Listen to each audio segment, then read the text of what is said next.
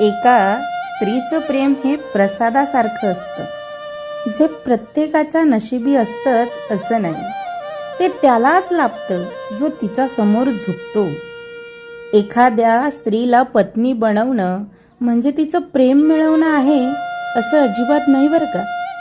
कारण स्त्री नवऱ्याला फक्त तिचं हक्काचं स्थान देते, प्रेम नाही. प्रेम मिळवण्यासाठी तितकंच समर्पण लागतं जितकं समर्पण आपण देवाची कृपा मिळवण्यासाठी करतो. कारण प्रेम आपण निवडत नाही, प्रेम आपल्याला निवडतं.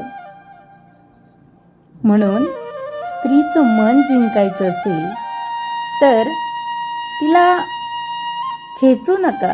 तिच्या जीवनामध्ये तुमचं समर्पण गरजेचं आहे. म्हणून प्रेमामध्ये समर्पणाला सर्वात जास्त महत्त्व दिलेलं आहे. काय म्हणता सांगा तुम्हीच.